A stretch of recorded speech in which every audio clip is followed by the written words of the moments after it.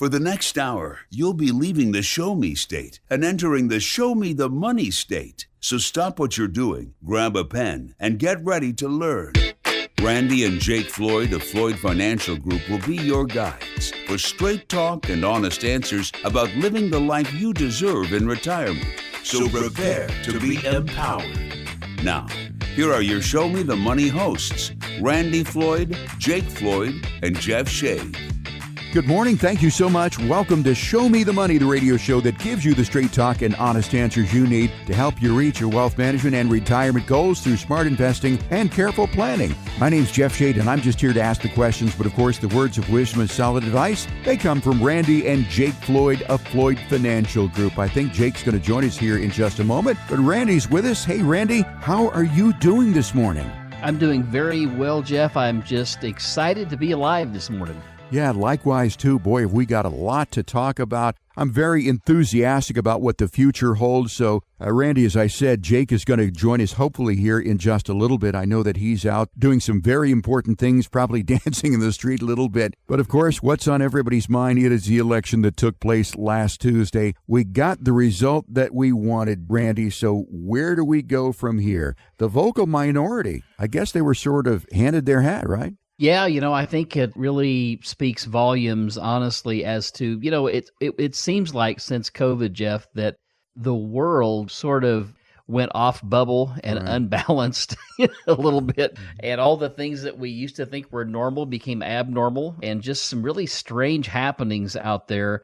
And so I think that we did truly learn that it was the vocal, I might even say militant group, with all the things that happened, with the riots and everything, looking back over our shoulder and things, that they were always preaching tolerance and acceptance about everything, and they were the least tolerant. But I think that the majority of Americans still believe that the sun's going to shine, the rain's going to fall, the grass is going to get green in the summer, and things are going to go back to a little bit more of a normal, to where everybody's not so easily offended by everything, right? Yeah, exactly. I mean, I'll just say it. I mean, every time that Cleveland baseball team is mentioned, I still call them the Cleveland Indians. I personally don't see anything wrong with that. I don't want to call them the Guardians, but that's just me. Hopefully, I'm resonating with our listeners out there, and if I don't, I apologize for that. Yeah, there were some, I don't know if I want to put it this way, but there were some media lies that have been discovered, right?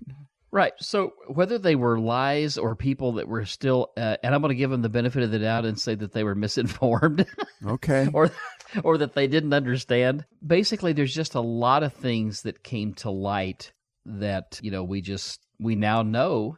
All the things that we're telling people, the polls, for example. Well, in fact, one guy was on, I think it was early Wednesday morning. He said, "Well, this went against every poll that was out there." He said, "So maybe the polls aren't quite as accurate as we thought." Do you think? Yeah. One guy I was talking to that called me a day or two before the election said, "So what do you think about these polls, Randy? They say that Harris is going to win this thing." I said, "Well, have they polled you?" And he said, "Well, no." And I said, "Well, they haven't polled me either." Mm-hmm. I said, "So who did they poll?" Don't know. Yeah, that's a good question, right? Was it 20 people walking out of a Harris meeting, or who was it? That they actually polled. So I think that the media, they're probably licking their wounds a little bit today, and they've been discredited quite a bit. How do you think the media is going to operate moving forward here? Because maybe, as you said, they have been caught in lies. Do you think that that's going to make the media more transparent, or is it going to be more of the same going into the future? I think the normal media would love to get rid of all the podcasters. Mm-hmm. I think they would love that, because all the podcasters are sitting out there. They are looking through all the things that the media is putting out there, and the mainstream media is putting out there, and they're able to go through and dissect it. And then they go out and find videos of people saying exact opposites and things like that. So there's been a lot of disproving of certain things that the mainstream media would want you to believe by them just showing some of those videos.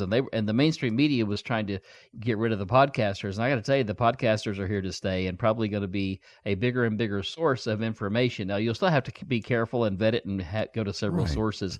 But I think it's going to give us a little bit more of a clear picture of what actually is. America really did show its colors, I think, Randy, and stepped up this time. Right. One of the things that had come up, over and here's the thing, it was across all ethnic, groups that were out there. It was across all of them and they were showing this on a couple of the networks all night long, how, Biden had carried more of this vote and that vote. I won't get into any real details there. Right. It's just that, I think across the board, Americans know that where we are is not good. And we need to come back to some sort of a normalcy. And I also think that the past 4 years for most all Americans has not been, I say for most, and I do mean most, not all, but for most Americans has not been a pretty picture. And they're just wondering. In fact, one of the things that I sense out there from our younger folks is that the American dream may be gone and that nothing's obtainable. And I got to tell you, I think nothing is further from the truth. But what we have to do is let's build our faith again in work and ethics and, solid beliefs, and let's go out and go to work and get it done. And I think Donald's going to help us do that. Yeah, and his first time in office, his campaign slogan, of course, was Make America Great Again. Then we had the Biden and Harris administration. Specifically, what went wrong in those 4 years, which made America not as great as it could be? Yeah, I think we basically fell away from a lot of our basic values that we had in the system, and it kind of got to where, and I think, partially it was COVID, that everybody was at home, and social media probably played a big part in that, along with shutting down business and people losing their jobs. And yes, we propped them up with money and printed $6.5 trillion of new money and put in the system. I think it's just a combination of things. And granted, they were probably handed a pretty tough row to hoe, as my grandma would say. Mm-hmm. But there were just some real policy errors early on that just got out of control, probably even more out of control than they wanted it to be. Right. But this idea that we can always give our way into prosperity for the middle class, people don't want a handout. People want to be able to work and succeed. That's what they want. Right, and I want to talk a little bit about where we go from here. Okay, it is not 2016 anymore, it's 2024. What are going to be the major challenges that Donald Trump needs to address right off the bat, do you think? Yeah, so I think number one, there's probably on people's mind is a couple things. Number one, what do we think Biden and Harris will do? Or I probably should say Harris and maybe Barack, what they will do between now and the 75-day period we have between now and inauguration. I really think that there's not much they can do, and I think it'll be probably just not much of anything. I don't think we'll hear too much at all. It'll just be the bare bones of what they have to do. But what does Trump have to do? So Trump has to deliver on some promises now, and I think that he will. And I think first and foremost, the thing that he's going to talk about, and for those that are listening to this today, say, why in the world are you going down through all this political stuff? This is also financial stuff. Let me tell you, right. Political agenda and finance come together in all countries. Okay, they just do. So when we look at this, the first thing he's going to do is he's going to go out and he's going to deregulate. He's going to go out like he did his first term. I mean, there was something like, it was a ridiculous amount. I don't remember the number exactly, but more than 1,000 regulations he just slashed off the books, right? We had the strongest economy that we had and great GDP growth when he was in office, but he's going to deregulate, and he's going to allow us to become energy independent again and help push the price of oil down. There's also a lot of business regulation that makes it very difficult to get things done. And I've heard some of these stories about how long it takes.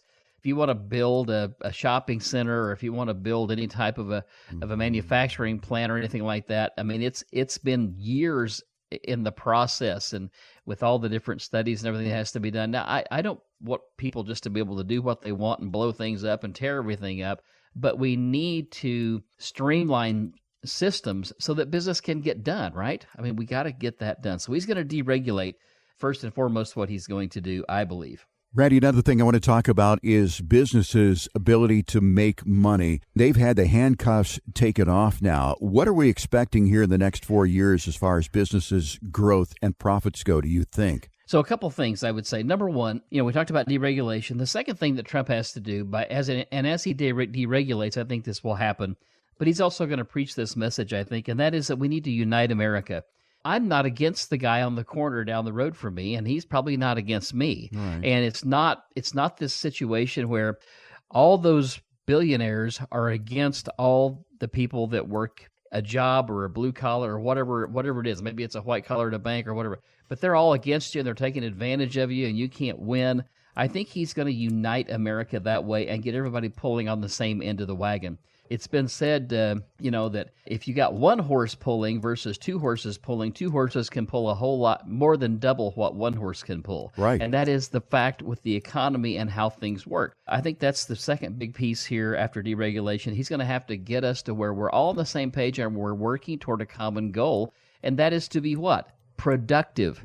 Absolutely. And that is a word I think that has gone out of our vocabulary here in the last 4 years or so. I saw increasingly more and more people who just weren't productive. It didn't make any difference what they did, but they were just trying to figure a way to get somebody to give them money without doing anything for it, it seems like. I don't know. Right. Well, I think it probably cuts both ways a little bit. There's probably some people out there, and there always is, people that are taking advantage of the system. So, we need to treat people fairly. But the other part of that is, when an employer has a job for you, I don't know about you, when I got my first job, I was scared to death of getting fired because I wanted the money. Oh, absolutely. Yeah, absolutely. Every day I was like, am I doing well enough? Am I doing well enough? Anything else I can do for you? Yeah, I know. Right. And I always thought, I told my wife, my wife said one time when I had a job back years and years and years ago, I worked for a food company, and she said, don't let them do that to you. And I said, well, just exactly what would you have me do? Yeah. I know.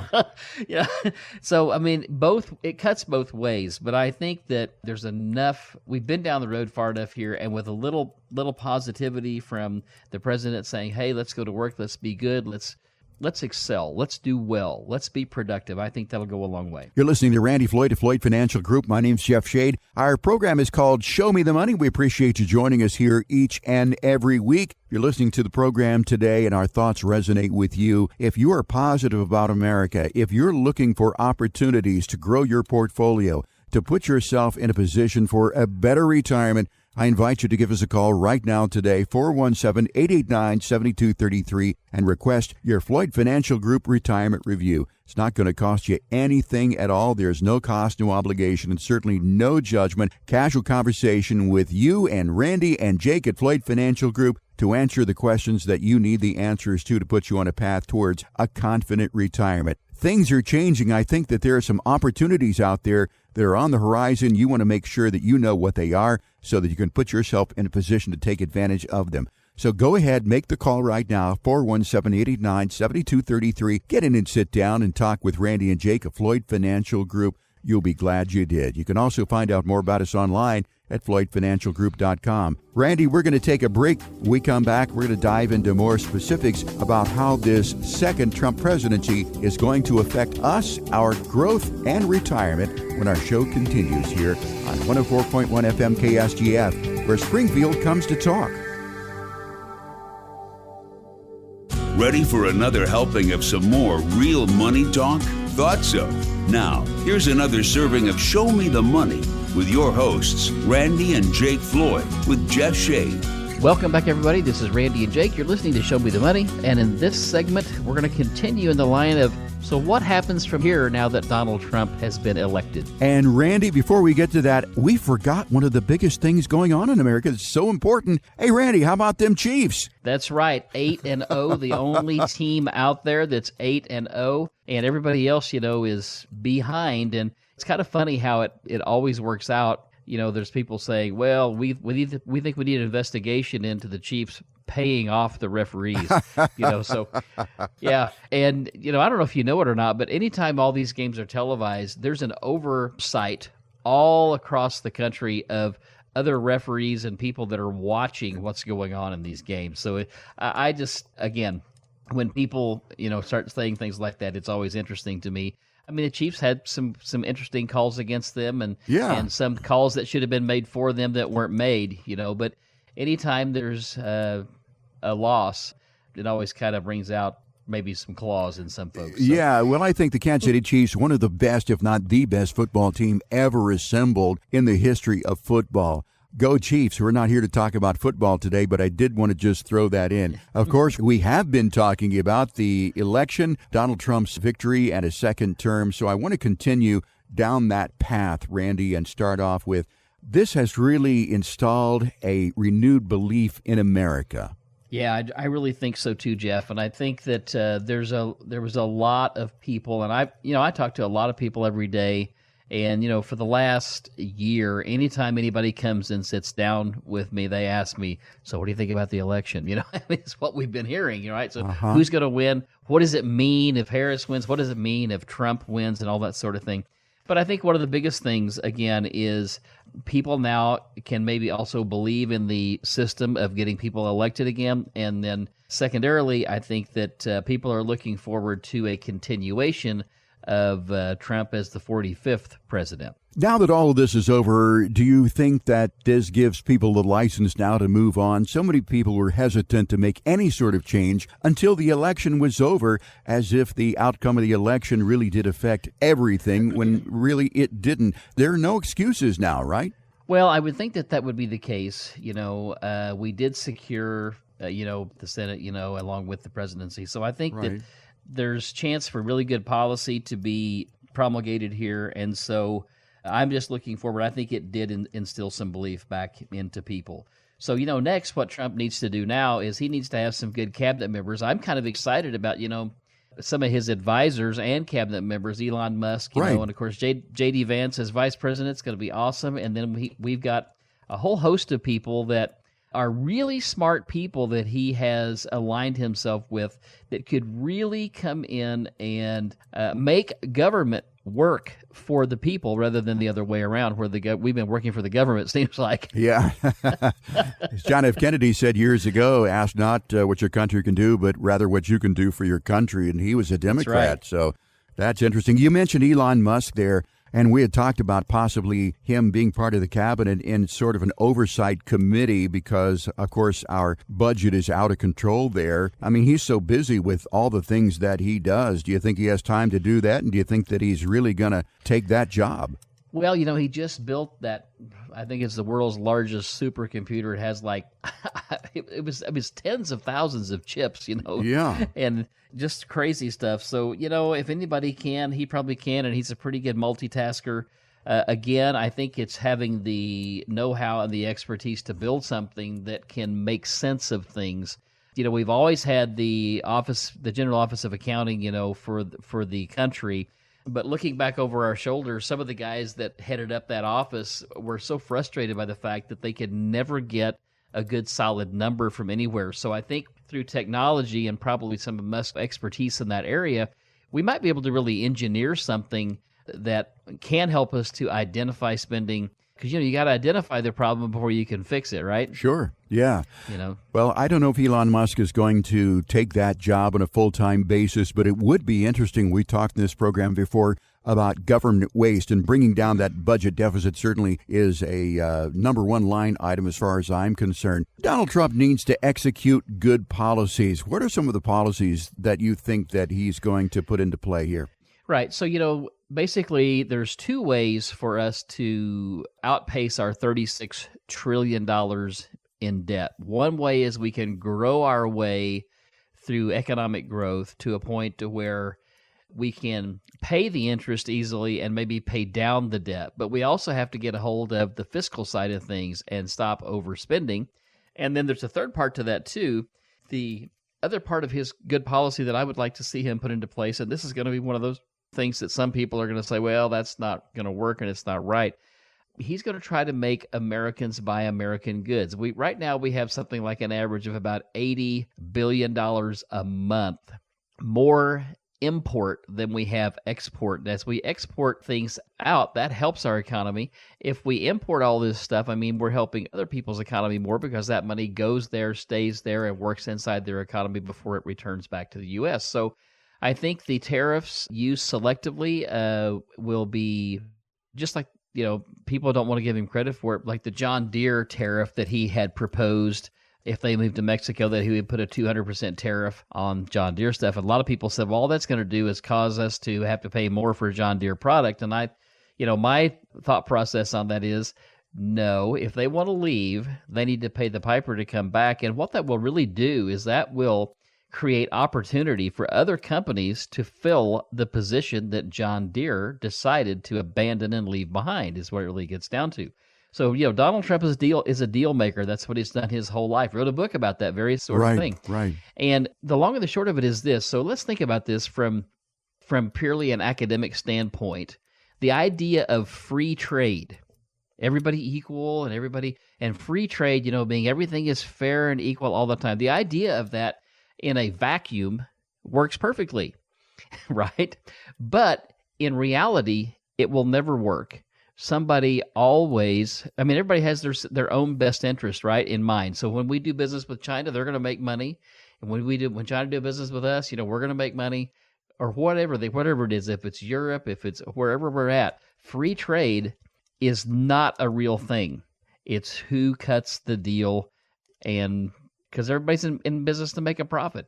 Even communists and socialists need to make a profit somewhere so that there's something for people to live on. So it sounds like this Made in America campaign, of course, is going to fuel job growth here in the U.S.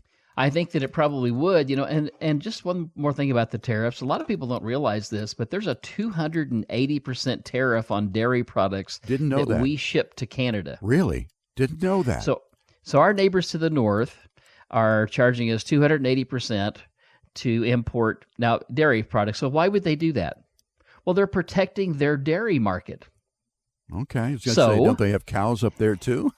They do, and so that's why. Yeah.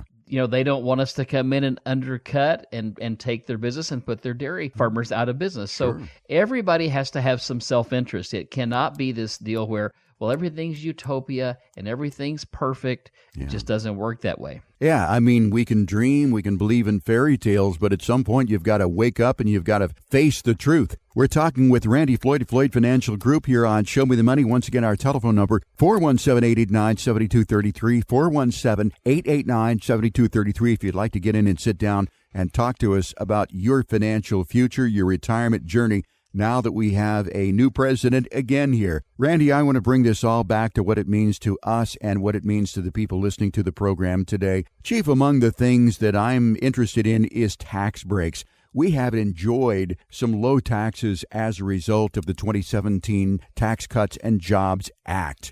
Of course, we have a very high standard deduction as far as the income tax stuff goes. Where do you see that going? Do you think that there's going to be a renewal of that or something new or something like it? Yeah, I think there will be a renewal of that, and I think there will probably be some additional tax breaks. And I think what Trump will do is he will look at all these things, and Congress will, ultimately have to sign off on this, but they're going to look at, so if we give $1 here, how does it return to us? What does it return to us? And I think that's the way we need to look at all government spending.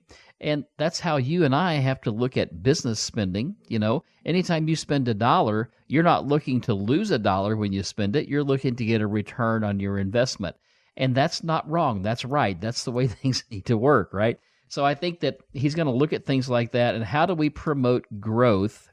Give a few tax breaks where it can help and help promote growth, and we can get a return on that investment. Let's talk a bit about inflation here. I don't know that inflation is going to go much lower than it is right now. What do you think Trump's effect on inflation is going to be? Yeah, he'll have to walk a tightrope there a little bit, because it's possible that if you have too much growth, you can push the prices of things higher. However, during a really strong growth cycle, you may also push prices lower. We saw that prior to COVID, where we had really good economic growth and 1.8% inflation. So it's achievable, but he'll have to kind of walk a tightrope there. And like I said, he's going to have to look at, if I give here or I take here, how does that affect the return on my long-term investment for America? Randy, as a result of the new presidency here that will take effect in January, do you think that during 2025 now that this is going to present to us new opportunities to grow business and grow our portfolios? I absolutely do think that that's the case, because I think what's going to happen is not only are we going to be able to help ourselves inside our country by keeping money and business here, but I think we're also going to be able to construct new deals with Europe and places over there that are ultimately going to be really good for America and our commerce. We're talking with Randy Floyd of Floyd Financial Group. You're listening to Show Me the Money. Once again, I'll remind you before we continue our conversation that if our thoughts resonate with you, if you would like to get in and sit down and talk with Randy a little bit about the opportunities that may exist here in the future with his new presidency, you can do that by calling 417-889-7233 right now and request your Floyd Financial Group retirement review. There's no cost to this. There is no obligation. There's certainly no judgment. We will meet you where you are. No questions off limits. Maybe you want to know how to take Social Security. Maybe you want to know where to put your money for best growth, withdrawal strategies, how to pay for health care, taxation, estate planning, anything that is on your mind. We would be happy to answer those questions for you again at no cost and no obligation for this initial conversation. 417-889-7233 is our number. Go ahead, give that a call this weekend. Leave your name, telephone number. Ashley will call you back during the week and set up that appointment. Time's wasting, so take advantage of the opportunity right now to call 417-889-7233. And while you're at it, go out to the website. Check us out online at floydfinancialgroup.com. Time for a break. Randy, when we come back, we'll be talking about what does all this mean for us as investors and individuals when Show Me the Money continues here on 104.1 FM KSGF, where Springfield comes to talk. We're back with your financial catch of the day, and it's a big one. Here's more Show Me the Money Radio with your hosts, Randy Floyd, Jake Floyd, and Jeff Shea. Welcome back, everybody. This is Randy and Jake. You're listening to Show Me the Money, and in this segment, we're going to be talking about how does all this affect you and, the 5 steps of planning that we go through here at Floyd Financial Group. Right now, Jeff, it's probably more important than it's ever been to have a plan because we're going to have some real opportunity, I think, for some really strong investment growth. And to that end, Randy, do you think that this new presidency is going to accelerate growth opportunities for us as individuals and the market to take advantage of this? Well, if what happened earlier this week's any indication, the answer to that would be yes. And we've kind of been thinking that it was going to happen anyway, and we have often said that, we thought the situation was with all the money that was printed, put into the system, put into money markets, because money markets and CDs paid 5 and 5.5% for a while because Jerome Powell raised interest rates trying to slow down inflation.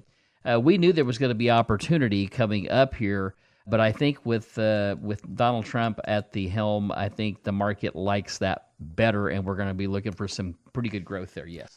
What are you looking at in 2025 and so far as the market and the economy goes and opportunities for us to take advantage of this growth? Yeah, there's been a lot of people talking about that very thing as to how do they see markets growing. I think Goldman Sachs had said they thought the S&P 500 would be at 6,200 by the end of 2025. I think they're going to revise that. Okay. Because I think that's going to be probably too low for what's going to be coming down the pike. Now, as you know, Jeff, when we talk about markets, anything can happen. We have geopolitical activity that can derail things. We got the black swan events. But, I think everything is setting up to give us a pretty good market run. And as Jerome Powell is, or whoever the Fed chairman is for the future, if they're able to push interest rates down, which we need to refinance our debt as a country, if they're able to do that and keep inflation in check, we're going to see some great things happen. Randy, if I'm just retired or I'm planning to retire in 2025 as a result of the Trump presidency here that is upcoming, does that change your plan at all? Or what are some of the things that we should be looking at that we might want to take advantage of? Right. So as we daily and weekly and monthly assess what's going on with interest rates, business in general, geopolitical things that are pulling on us, we're obviously always looking and making movements and shifting back and forth. But I do believe that we're in a period here where we're going to see stock market growth be strong. We have AI that's going to continue to be a very big player in the growth. I mean, technology, if you look back probably 10, 12, maybe 15 years ago was maybe 16% of the S&P 500. Today, it's 30% of the S&P 500, maybe even a little bit more than that today, but it's not going anywhere. It's going to be here. So we've got that to look at and keep assessing. I think one of the things that is kind of interesting to me is we're really seeing cryptocurrency really start to get pretty well rooted inside the financial markets out there.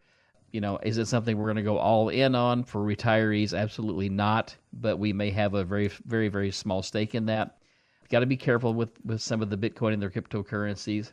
But I just think that there's going to be a lot of opportunity for equities. I'm not so sure. I don't think the long-term bond market prospects are that great. With AI and cryptocurrency, I mean, it's a brave new world here. I'm excited about some of this. Let's talk about AI. How do you think that artificial intelligence is going to play in the next 4 years or so? And is that something that we should be looking at if we're looking for opportunity for growth?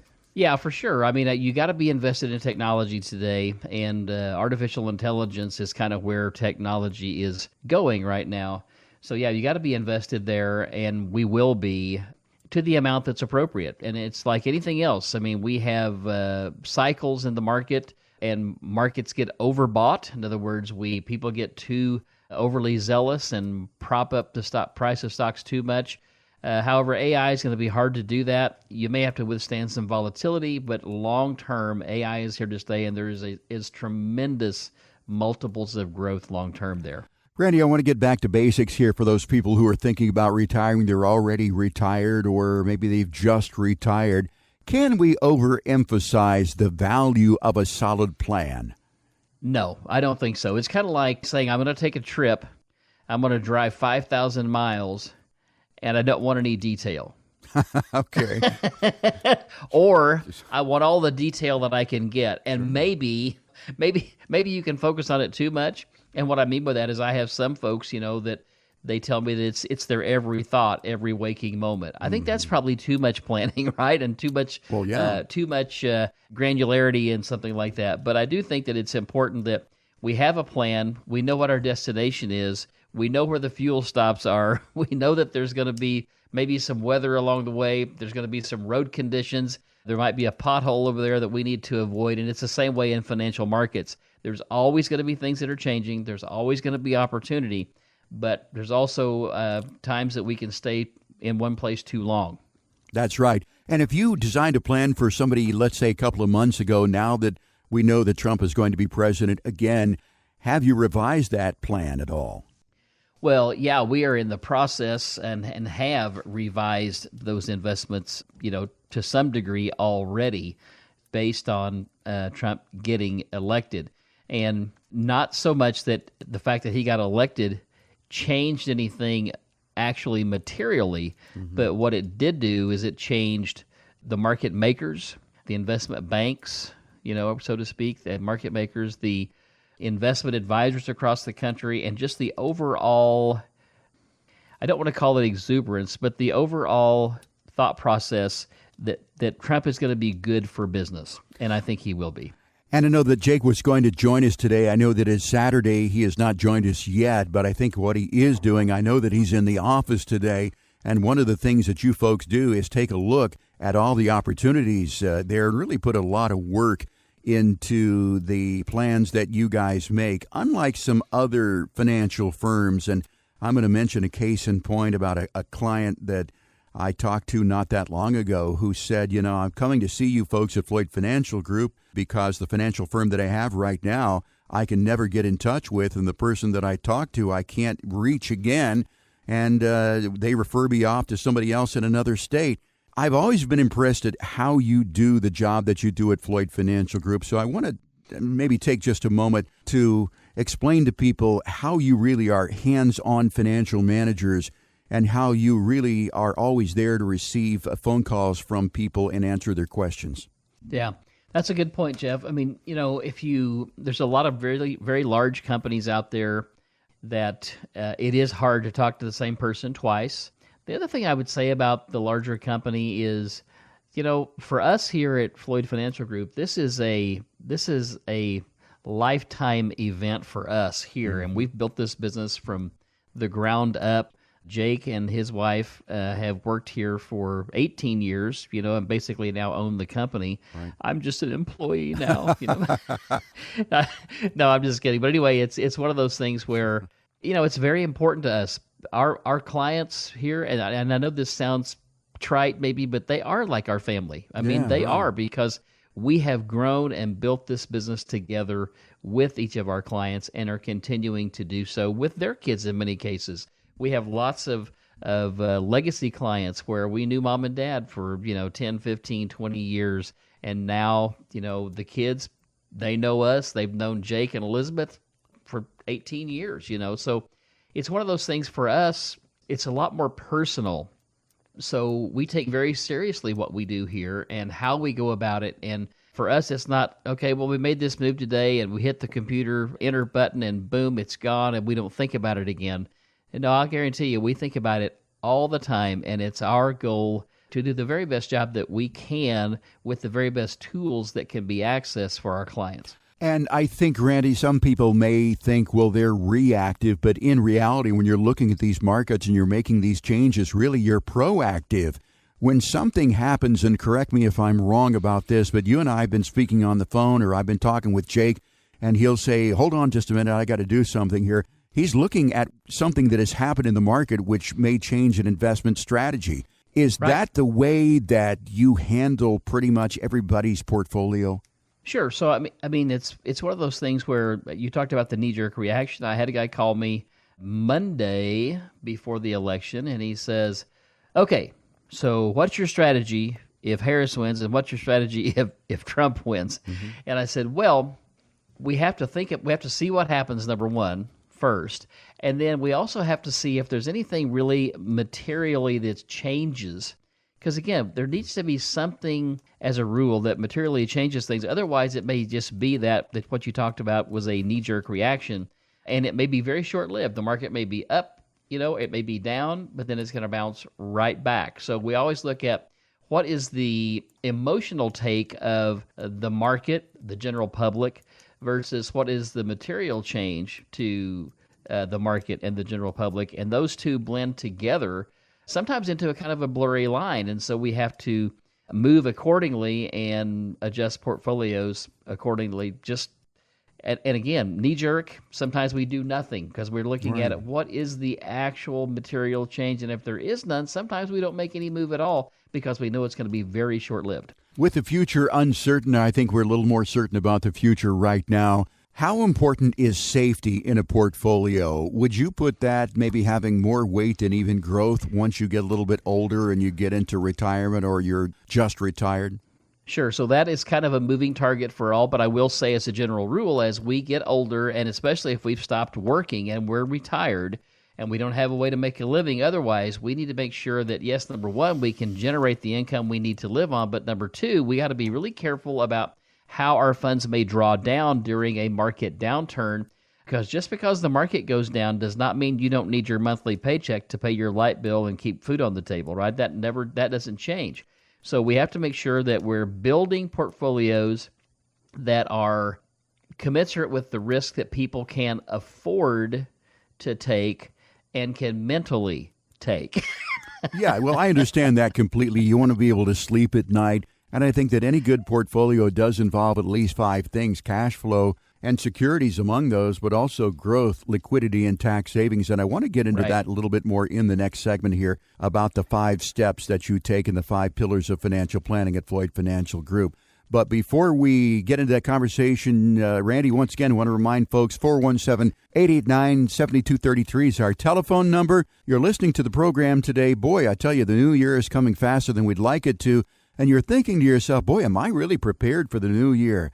Am I prepared for a new presidency? Maybe there's some holes in my financial plan and my retirement plan that I need to fill up. Well, if that is you, go ahead, make that call right now, 417-889-7233, because help is just a phone call away. It's called the Floyd Financial Group Retirement Review. We're offering it, again, no cost, no obligation, no judgment. We're happy to meet you where you are. Take advantage of the opportunity right now, this weekend. Leave your name, telephone number. Ashley will call you back during the week and set up that appointment. And again, I want to underline, no cost whatsoever, no obligation. 417-889-7233. Go on out to our website. Check us out online. I think you'll like what you see at FloydFinancialGroup.com. Time for a break, Randy. When we come back, the 5 pillars of financial planning and more when Show Me the Money continues here on 104.1 FM KSGF, where Springfield comes to talk. People of the Ozarks, step away from the fishing pole and prepare to be shown the money, because we're back with more straight talk and honest answers with Randy Floyd, Jake Floyd, and Jeff Shea. Welcome back, everybody. This is Randy and Jake. You're listening to Show Me the Money, and in this segment, we will be talking, Jeff, about the 5 steps of our financial planning process that you referred to as pillars. I kind of like that. Yeah. And how that plays out when people come to see us. Right. Well, we got the big, beautiful building here that people have probably seen when they pass us. And you will see that that great building is supported by some very sturdy white pillars out front. Same goes for almost anything that you're building. You've got to have a strong foundation. You've got to have solid pillars so that your retirement plan can withstand any financial storm, because there are always storms on the horizon. So let's get into that a little bit, the 5 pillars of financial planning. Randy, where do we want to start with that? So the first thing I want to start with is just, when people come in to sit down with us, it's a very relaxed conversation. And what we're really trying to do is learn about them. And we call this basically the discovery portion of our 5-step plan. So what's important to them? Well, how do they view retirement? For some people, retirement is sitting on the porch, in the morning, watching the sun come up and drinking a cup of coffee or tea or whatever it is they like to drink. I had one guy say he just wants to watch his cattle grow. For some people, we love to fish. We like to hunt. Some of us like to run, swim, and bike. Some of us don't like those things. Some like to lift weights.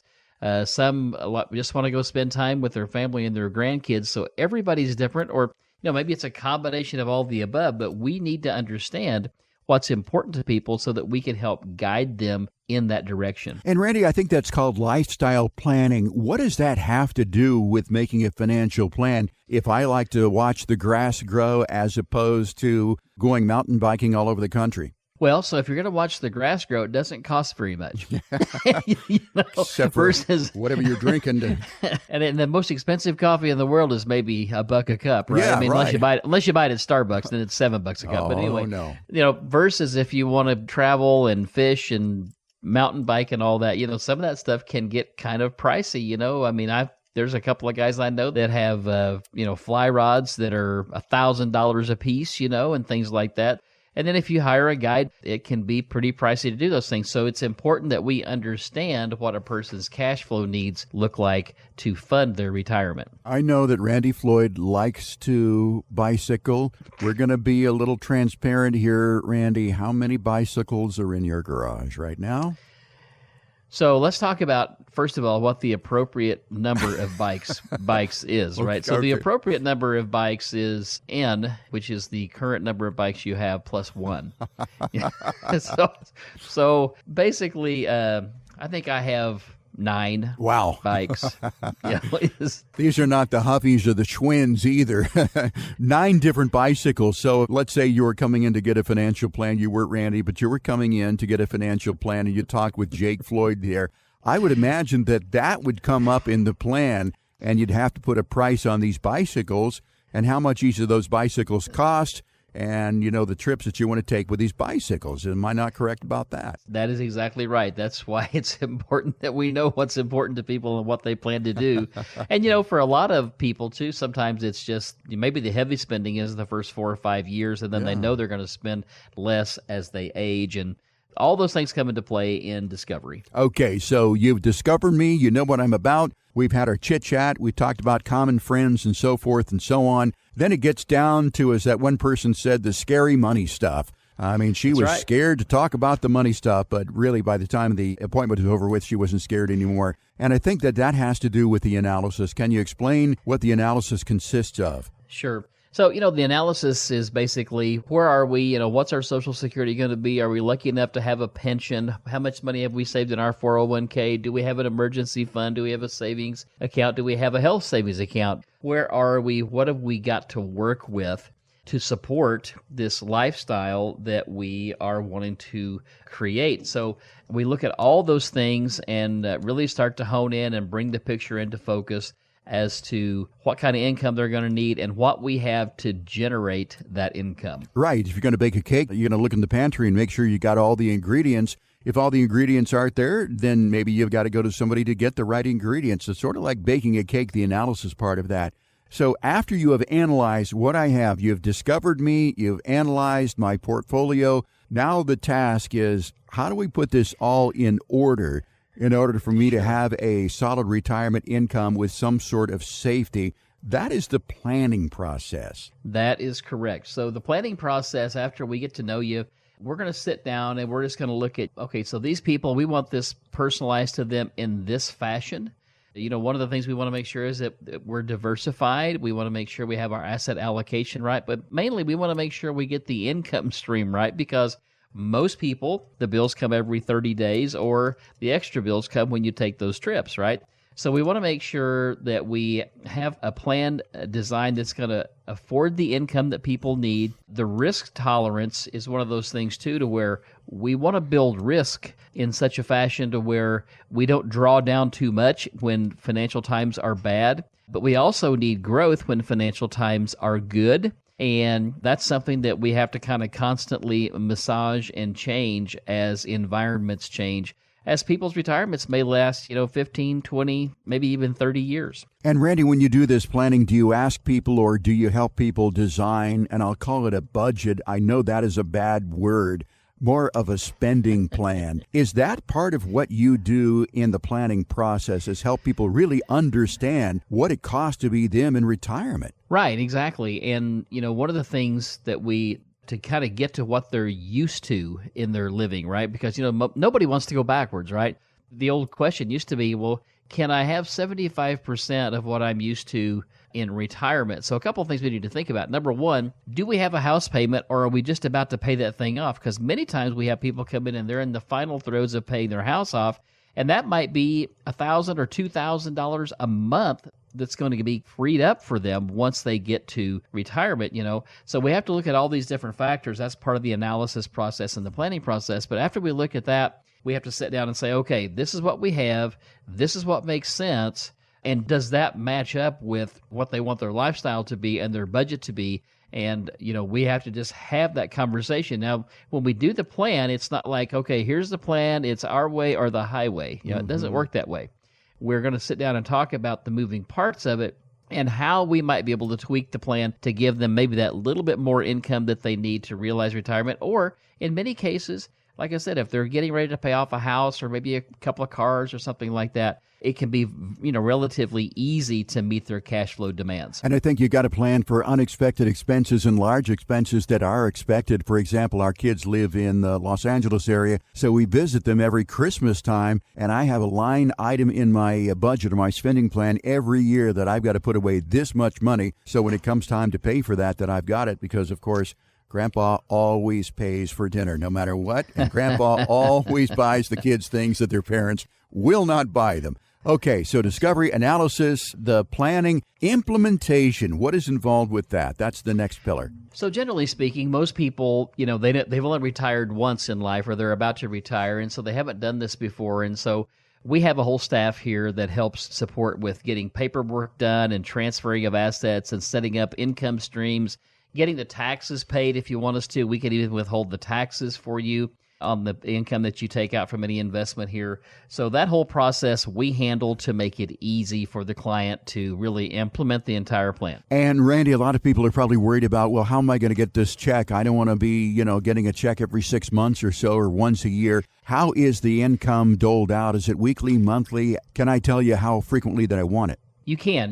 Most people want, maybe a paycheck a month, but, we generally are going to set it up for once a month. There are some people, though, that they know their Social Security is going to come in around their birthday week. And if we got people that, maybe they have a birthday week the 5th of the month and one has one the 15th of the month, and I can plug in a paycheck for them in the 10th of the month, or I can plug one in toward the tail end of the month, however they see fit. But they'll have plenty of opportunity to have plenty of cash flow any way that they want to. And no, we don't send it Pony Express. We send it direct deposit. There you go.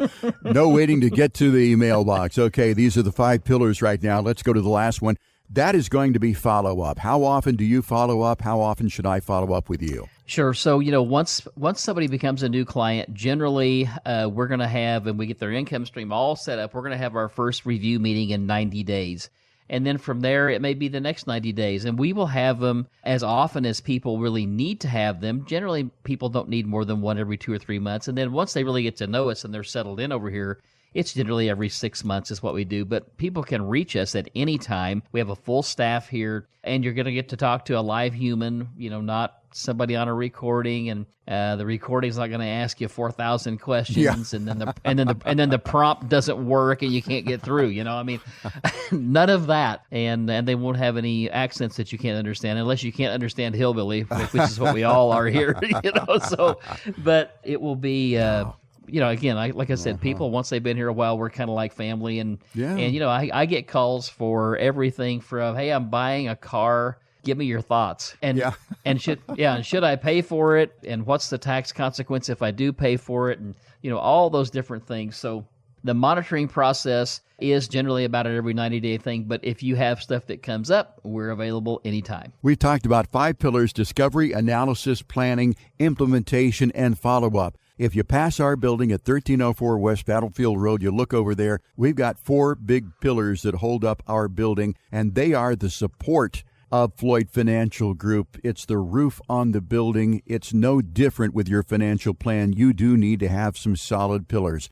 So if you're interested in implementing this 5-step process for yourself, getting yourself on a path towards a confident retirement, give us a call here at Floyd Financial Group, 417-889-7233. Request your Floyd Financial Group retirement review. And as always, you can find out more about us online at floydfinancialgroup.com. Well, Randy, this has been a great conversation today talking about the new president. And I want to remind people that if you've just joined us and you say, darn it, I wish I'd heard that program, you can hear it because we're a podcast. Go to wherever you get your podcast, search for Show Me the Money with Randy and Jake Floyd. You'll find this show and many of our past shows so you can stay on top of your journey towards a confident retirement. So, Randy, let's get out of here for this Saturday. For Randy and Jake, I'm Jeff Shade. Have yourself a great weekend. We'll talk to you again next week right here with another edition of Show Me the Money on 104.1 FM KSGF, where Springfield comes to talk. The information provided in the preceding program is for educational purposes only and are not intended as investment advice for any individual or entity. All information contained herein believed to be from reliable sources. However, we make no representations as to its completeness or accuracy. The opinions expressed are subject to change without notice and do not constitute financial, legal, or tax advice. Please consult your financial professional before executing any financial strategy. Financial planning offered through Floyd Financial Group, LLC, an investment advisor registered in the state of Missouri.